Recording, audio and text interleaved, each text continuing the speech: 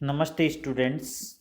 जैसा कि इससे पहले के वीडियो में आपने एसरूम विद्युत क्षेत्र मतलब दो आवेश थे प्लस क्यू और माइनस क्यू, उसके कारण विद्युत क्षेत्र में द्विध्रुव आघूर्ण देखा, उसकी वैल्यू क्या प्राप्त होती है।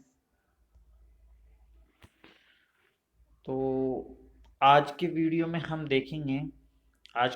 हम पढ़ेंगे कि असमरूप विद्युत क्षेत्र में विद्युत द्विध्रुव क्या रहता है, यानी प्लस क्यू आवेश पर लगने वाले बल का क्षैतिज घटक F X X plus D vector upon two बराबर F X plus del upon del X F X into D Y two. तो यहाँ पर हमारा जो एक्स घटक क्षैतिज घटक की बात करते हैं, जो विद्युत क्षेत्र के जो डायरेक्शन में होते हैं उसमें जो फोर्स लगता है उसकी वैल्यू ये रहती है। क्योंकि एफ बराबर क्यू ही रहता है तो उसकी वैल्यू हमने यहाँ पुट अप कर दी। ऐसे ही इसमें भी ये वैल्यू हमने पुट अप कर दी क्यू एक्स। तो ये यहाँ पर ये समीकरण हम देख रहे हैं, ये निकल के आ गई प्लस क्यू आवेश के कारण। ऐसे ही माइनस क्यू आवेश पर लगने वाले बल का एक्स घटक, यानी इससे पहले के वीडियो में हमने एक डायग्राम देखा था। उस डायग्राम में डी दूरी पर प्लस क्यू और माइनस क्यू जो चार्ज था उनके बीच की डिस्टेंस थी डी, उसका मिड पॉइंट ओ, वहाँ से डी वाई टू दूरी पर थे वो प्लस क्यू चार्ज और माइनस क्यू चार्ज। इसके घटक भी हमने देखे थे। वहाँ से कोई पॉइंट था पी, वहाँ पर हमने द्विध्रुव आघूर्ण निकाला था। तो ये उसी डायग्राम को देखते हुए इसमें प्लस क्यू चार्ज के कारण जो फोर्स लग रहा है वो फर्स्ट वाली इक्वेशन में है। माइनस क्यू आवेश पर लगने वाले बल का एक्स घटक, यानी F X X vector minus D Y two vector बराबर F X vector plus del upon del X X vector into minus D Y two. Minus Q charge के कारण जो फोर्स रहता है उसकी value minus Q E x vector plus Q D Y two del E x vector. द्विध्रुव पर लगने वाले कुल बल का प्रभाव, जो समीकरण एक और दो हमें जो प्राप्त हुई है उसको हम ऐड कर देंगे। द्विध्रुव पर लगने वाले कुल बल का मान एफ एक्स बराबर Q E X plus Q D Y two dot del E X plus minus Q E X plus Q D Y two del E X. तो यहाँ पर इस इक्वेशन में क्यू ई एक्स पर positive और minus negative charge के कारण जो फोर्स ये आपस में कट जाएगा। तो हमें जो फाइनल फोर्स, जो द्विध्रुव पर लगने वाला कुल फोर्स है वो प्राप्त होगा एफ एक्स बराबर Q D vector dot del vector E x vector,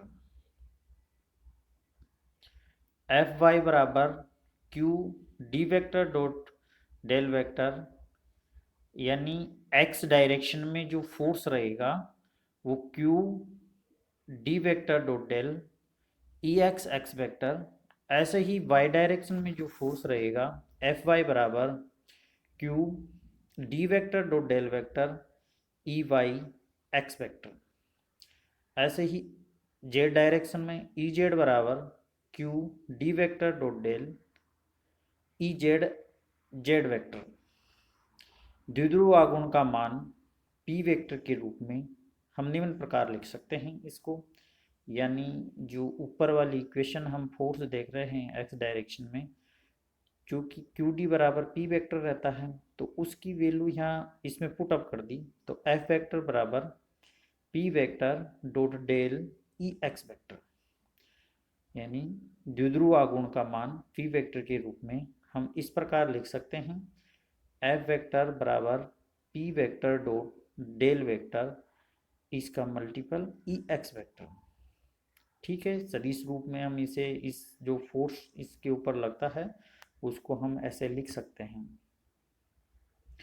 second topic है हमारा आवेशित सतह पर बल, यानी जो चार्ज कंडक्टर है उस पर बल की वैल्यू हम कैसे निकालते हैं। आवेशित चालक का आवेश घनत्व सिग्मा है, सतह के है समीप बाह्य विद्युत क्षेत्र की तीव्रता E बराबर सिग्मा अपॉन एप्सिलॉन 0 होती है। चालक के अंदर विद्युत क्षेत्र की तीव्रता E बराबर 0 होती है, यानी कंडक्टर के अंदर जो विद्युत क्षेत्र रहता है वो 0 रहता है। इसका मतलब यह है कोई आवेशित चालक गोला है, उसके अंदर जो विद्युत क्षेत्र रहता है वो 0 रहता है, और उसके कारण बाहर जो विद्युत क्षेत्र प्राप्त होता है वो सिग्मा अपॉन एप्सिलॉन 0 होता है। सिग्मा आवेशित चालक का आवेश घनत्व है, उसके ऊपर क्या डेंसिटी है चार्ज की, उसकी वैल्यू है सिग्मा। चालक का प्रारंभिक पृष्ठ ds वेक्टर पर स्थित आवेश के कारण विद्युत क्षेत्र की तीव्रता E1 वेक्टर, चालक की शेष सतह पर स्थित आवेश के कारण विद्युत क्षेत्र की तीव्रता E2 वेक्टर, यानी एक पृष्ठ है ds वेक्टर पर स्थित आवेश के कारण विद्युत क्षेत्र की तीव्रता E1 वेक्टर। और दूसरा पृष्ठ चालक, यानी हमने इस पृष्ठ पर एक पृष्ठ ले लिया इस आवेशित चालक पर ds वेक्टर, तो माना कि उस पर उस ds वेक्टर के कारण जो विद्युत क्षेत्र की तीव्रता है वो E1 वेक्टर है, तथा जो शेष भाग है ds वेक्टर के अलावा जो शेष भाग है शेष सतह पर स्थित आवेश के कारण विद्युत क्षेत्र की तीव्रता E2 वेक्टर है। तो टोटल विद्युत क्षेत्र की जो तीव्रता रहेगी वो E वेक्टर बराबर E1 vector plus E2 vector. बिंदु P डैश पर परिणामी विद्युत क्षेत्र की तीव्रता E वेक्टर बराबर E2 vector minus E1 vector, यानी एक पॉइंट है टोटल विद्युत क्षेत्र है, बट इसके जो P point P dash point है वो अंदर की तरफ है, उस पर E2 vector minus E1 vector विद्युत क्षेत्र रहेगा। इस पर तीव्रता का मान 0 है, यानी अंदर की तरफ टोटल तीव्रता 0 है, तो इसके कारण E1 वेक्टर बराबर E2 वेक्टर। इसका मतलब है जो पृष्ठ पर ds वेक्टर के कारण विद्युत क्षेत्र की जो तीव्रता है शेष भाग के कारण जो विद्युत क्षेत्र की जो तीव्रता है उसके बराबर रहेगी। समीकरण 1 से E1 वेक्टर E2 वेक्टर बराबर E अपॉन 2, यानी हम ये कह सकते हैं कि जो ds वाला पार्ट है उसके कारण विद्युत क्षेत्र की तीव्रता E1 वेक्टर बराबर सिग्मा अपॉन 2 एप्सिलॉन 0 रहेगी, और E2 जो शेष भाग है उसके कारण विद्युत क्षेत्र की तीव्रता भी सिग्मा अपॉन 2 एप्सिलॉन 0 रहेगी। तो इस प्रकार से हमें एक चालक गोला है, आवेशित चालक की सतह पर एक विद्युत क्षेत्र की तीव्रता प्राप्त होती है।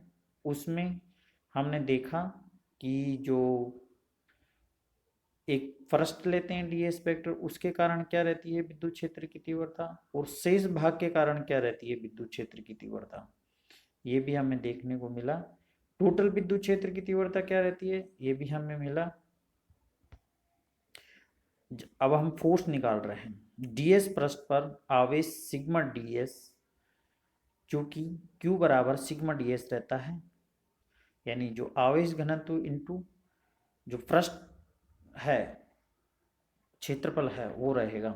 ये आवेश विद्युत क्षेत्र E2 वेक्टर में रखा जाता है। आवेशित सतह ds पर लग रहे बल का मान F वेक्टर बराबर आवेश इंटू विद्युत क्षेत्र की तीव्रता, आवेश है सिग्मा ds इंटू विद्युत क्षेत्र की तीव्रता E2 वेक्टर। ये E2 वेक्टर का मान हम पिछली जो इक्वेशन है उससे सिग्मा अपॉन 2 एप्सिलॉन 0 रख दिया, तो F वेक्टर बराबर sigma square ds upon 2 epsilon 0 हमें प्राप्त हो गया। यानी एक आवेशित चालक गोला है उसके कारण जो फोर्स रहता है F वेक्टर बराबर sigma square ds upon 2 epsilon 0 रहेगा। तो यह हमें एक फोर्स प्राप्त हो गया। धन्यवाद। मेरे को आशा है कि आप इस वीडियो से कुछ ये टॉपिक के बारे में कुछ सीखोगे। धन्यवाद।